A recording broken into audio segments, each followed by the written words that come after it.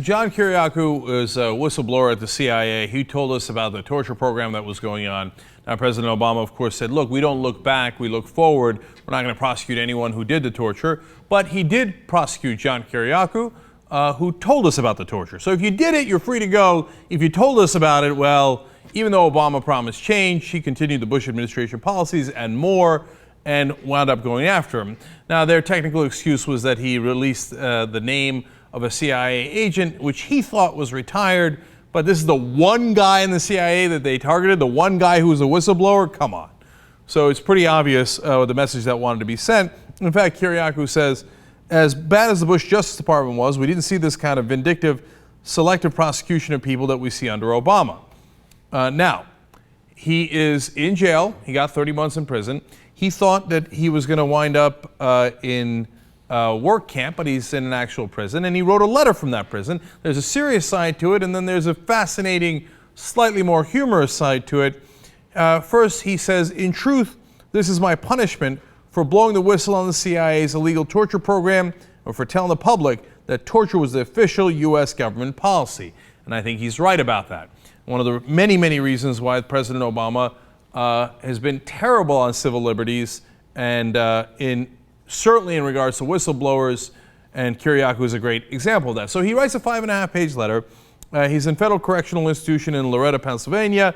Now, he thought he was going to go to what's called a work camp. He wound up in a real prison. That has upsides and downsides. Now, one of the downsides is you've got to survive in that prison, okay? And they're not playing around. The Aryan Nation is there, and you've got gangs of all the different races there. And then you also have the correctional officers, which is a different problem. Kiriakou, first of all, has a problem with a CEO who apparently in everyday and roll call can't pronounce his name. She calls him Kiriakou, Kiriakou, Teriyaki. Teriyaki's my favorite. And then apparently she stopped him one day and asked him, are you the motherfucker whose name I can't pronounce? And he said yes, and then he pronounced his name, Kiriakou. And since he pronounced it, they got mad. They thought it was a wise-ass comment to actually say his name correctly. They went and actually shook down his cell and tore it apart.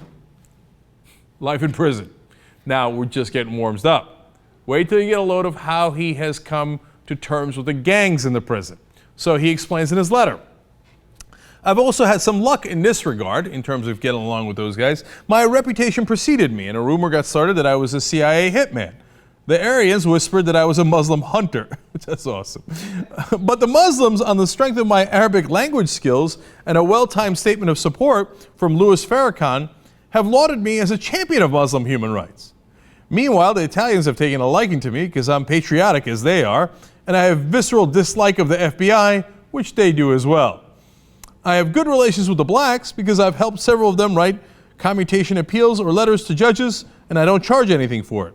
And the Hispanics respect me because of my cellmates, who represent a myriad of Latin drug gangs, have told them to do so. So far, so good. You know what? This is great, man. This is a how-to manual how to survive in prison. And, you know, a lot of times the CIA guys, they do CYA, and that's cover your ass. And it usually means, hey, you write a memo and you let people know it wasn't me. Hey, I told that guy, so this is my CYA memo. In prison, of course, CYA means something else entirely. And apparently, Kiriakou has figured out how to be a great CYA man in prison as well. I don't know if the letter gives it away, though, but I'm highly amused by the idea that to the Aryans, he's like, oh, yeah, Muslim hunter, man. Oh, I snapped their necks and stuff. Turns to the Muslims, hey, salam alaikum, man. How you doing? Oh, totally. Alaikum salam. Yeah, Aryans. By the way, my favorite trick in there, I would do the same thing. The minute I got in there, I mean, I was a lawyer like 16 years ago. I'd be like, anybody need legal help? Yeah, I'm right here for you, man. Free service. Don't sweat it. Don't sweat it, man. I'm here all day.